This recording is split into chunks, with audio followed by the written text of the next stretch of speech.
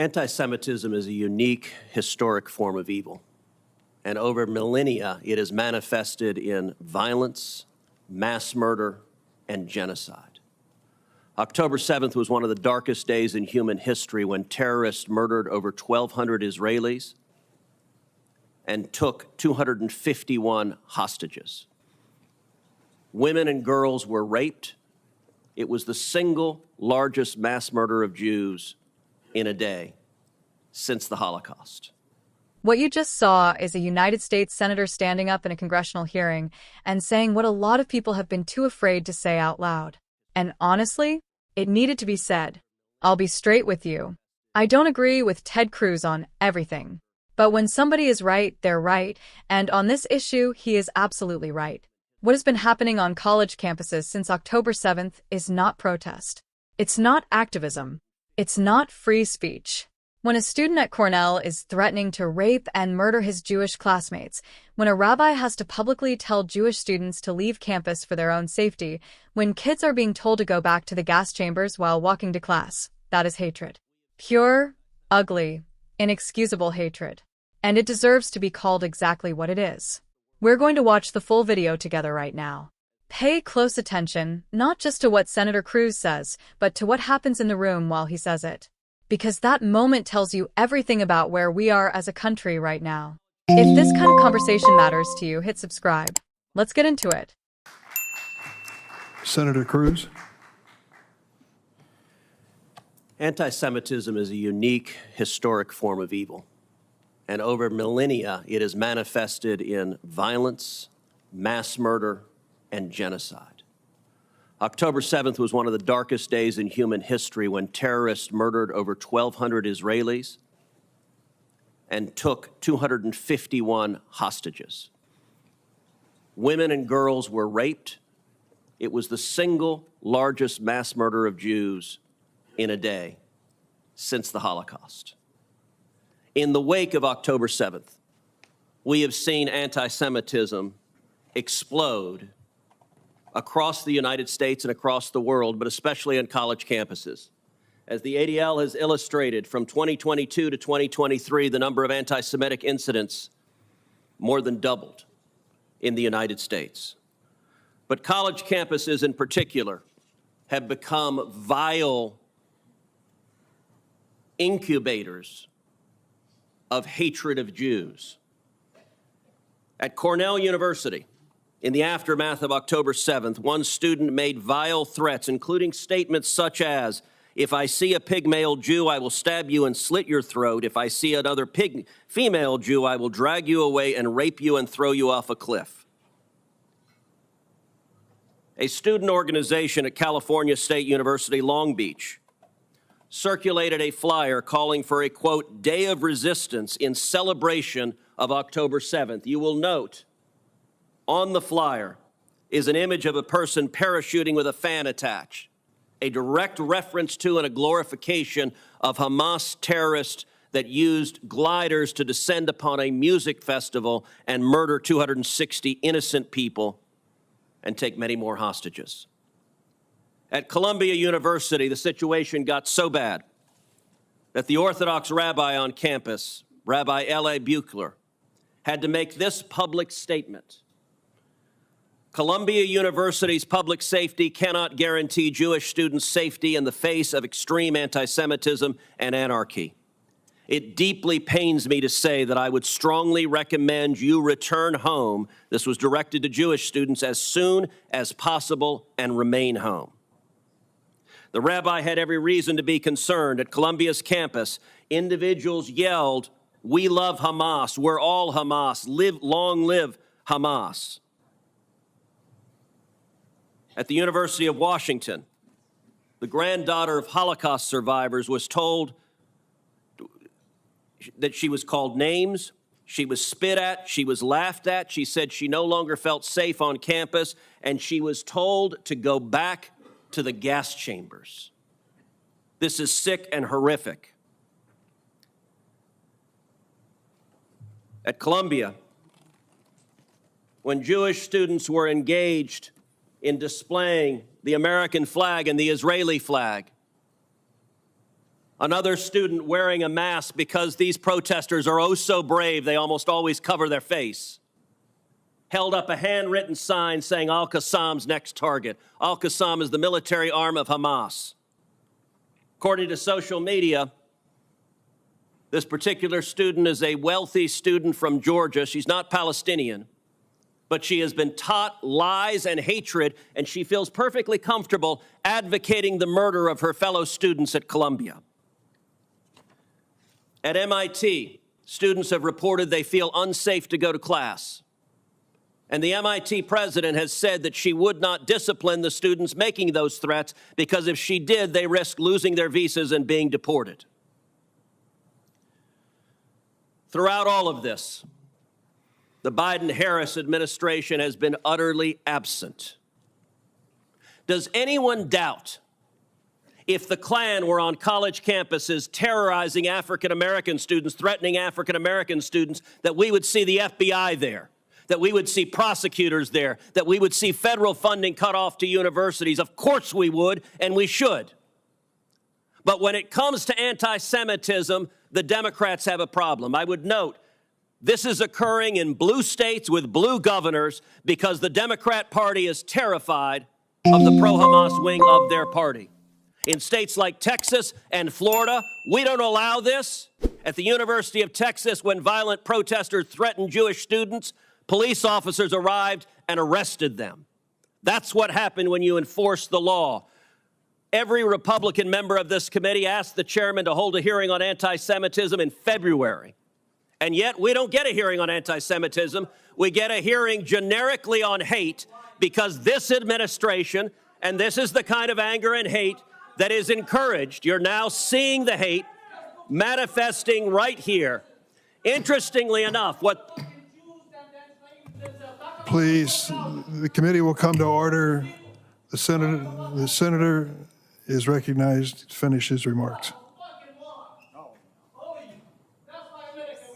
So we now have a demonstration of anti-Semitism. We have a demonstration of the hate. Rabbi Goldfelder, let me ask you, has the Biden administration cut off the funding of any of the colleges that have allowed this hate? Have they indicted anyone for funding these violent protests? Have they indicted the people paying for the matching tents? Or have they sat there silently, and have the universities sat there silently while their students are terrified to go to class? They have not indicted anyone. They have not indicted anyone. Has any university had their funding cut off for allowing this sort of violent intimidation? Not a single university. I can tell you this. Next year, if there is a Republican expired. majority on this committee, you will see real leadership. And next year, if there's a Republican administration, you will see people prosecuted for this sort of violence. This is being tolerated with the looking away, the blind eye being turned from this administration and this Department of Justice. And it is utterly disgraceful. And under Title VI, any university that allows this should have their funding cut off. Senator's time has expired. I would make a note for the record. This hearing is about hate. It includes anti-Semitism as well as hatred towards other people. I would also point out that the previous chair of the committee from the other side of the table didn't hold a single hearing on anti-Semitism or hate crimes. I've held multiple hearings addressing this subject since becoming chair, including a hearing shortly after the January 15th, 2022 synagogue hostage crisis in Colleyville, Texas, which featured testimony from the synagogue's rabbi. Senator Welch. Thank you. Thank you for holding this hearing. The senator from Texas, I was with you in your indictment of all those horrendous anti-Semitic things that happened. You lost me when it seemed like you veered into a blame game. I think every single one of us here is horrified about hatred and violence towards a person because of what they believe or who they are. Now, in Vermont, we're pretty proud of being a tolerant state, but we have suffered significantly with anti-Semitic activity. It's horrifying. One of the things that's really terrifying to me is that when folks want to go to their synagogue, they have to have police security. You know, when I grew up going to Holy Name Grammar School, we didn't know what that was. We just went to church. And in Vermont, we had 3 young Palestinian men who were home visiting a grandmother for Thanksgiving. They were out walking. They were speaking Arabic. They had on a keffiyeh. They got shot. They got shot. I'm horrified at what has happened to them. I am horrified at the anti-Semitic escalation towards wonderful Vermonters who are Jews and what they have to endure and the insecurity that they feel. So my view here is that let's acknowledge every single one of us is horrified about the expression of hatred towards a Jew, towards a Muslim, towards an Arab, and try to figure out how best we can act. And that does include enforcement. But I have observed that any issue out there that can become a partisan issue often does. My view, that's not a solution. You know, I speak to some Vermonters from the Jewish community, so horrified, as we all are, about what happened, what Hamas did on October 7th. We have a teacher who had a student and was killed on October 7th, and she posted about it and suffered enormous online harassment. But when we had these 3 college boys who were just home for Thanksgiving, and they got shot. I mean, all of us are absolutely horrified by that. And people who commit crimes, particularly hate crimes, they should be punished. But that should be, whether it's on campus, whether it's on the streets of Burlington, whether it's at a synagogue, we all have that obligation. Because that hatred is so corrosive to all of us and to our society. And if we, as a society, can't accept the collective responsibility that we each have for the well-being of one another, then it's not going to work. So, Mr. Chairman, I appreciate the hearing, and I want to thank the witnesses, because you're struggling with it day by day. You're trying to help us find a way forward. But it's not going to be just a law that we pass. It's not just an indictment that we prosecute, and those things should be done. But it's going to be much more a collective responsibility that we have as citizens to one another. And let me just ask each of you, what do you think? What advice? Okay, now you've seen the whole thing. Let's talk about it. First, did you notice what happened while Cruz was still speaking? There was a disruption. Right there in a Senate hearing room. Cruz literally predicted it in real time. He said this is the kind of hatred being encouraged, and then it showed up right on cue. You cannot write that. Now I know Ted Cruz is a polarizing figure. I know a lot of people switch off the moment they hear his name. But set that aside for just a moment and engage with the substance of what he actually said. Because the substance is not partisan spin. It is documented reality. The ADL numbers he cited are real. Anti-Semitic incidents more than doubled from 2022 to 2023. That is a fact. The Cornell threats are real. A student typed out graphic threats to stab, rape, and murder Jewish classmates. That is a criminal threat, and it happened on a university campus. The Columbia rabbi's statement is real. A religious leader felt so alarmed that he publicly told Jewish students to go home. Think about how bad things have to get before a rabbi says that. The University of Washington incident is real. A granddaughter of Holocaust survivors was spat on and told to go back to the gas chambers. In 2024, on a university campus. These are not talking points. These are people's lives. And Cruz brought every single one of them into that room because he wanted there to be no ambiguity about what is actually happening. Now, I want to be fair to Senator Welch. He raised the shooting of 3 Palestinian students in Vermont, and he was right to raise it. That was a horrific hate crime, and nobody disputes that. I also respect his call for nonpartisan, collective responsibility. But here is where I part ways with him. There is a difference between calling for universal compassion and avoiding a specific institutional failure. Cruz was not saying anti-Semitism is the only hate that matters. He was saying that right now, in these specific institutions, Jewish students are being terrorized, and the people in power are doing nothing. That is a targeted and legitimate critique. Responding with, well, hate is bad everywhere, does not answer why no university has lost funding, why no organizer has been indicted, and why the administration has stayed silent. Cruz's comparison is also worth sitting with. If the KKK were on college campuses threatening Black students, would the federal government respond? Of course they would. Immediately, forcefully, with law enforcement and funding consequences. So, why is the standard different here? That is not a rhetorical trick.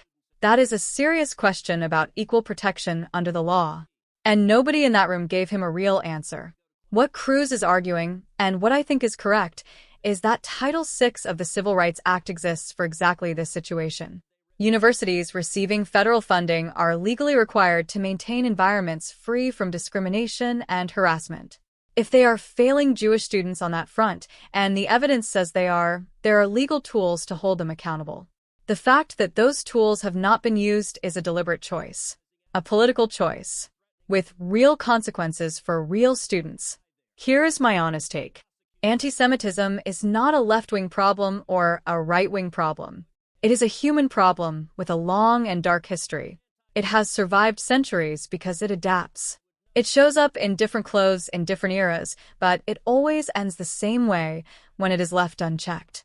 What is happening on campuses right now is not the end of that road, but it is a step in a direction we have seen before. And the only responsible response is to name it clearly and enforce the law without worrying about political consequences. Senator Cruz did that. In a room full of people who wanted to change the subject, he refused to let the subject be changed. Whatever else you think of the man, that deserves acknowledgement. Drop your thoughts in the comments. Should universities face funding consequences? Has the administration done enough? Keep it civil, keep it honest, and I will see you in the next one.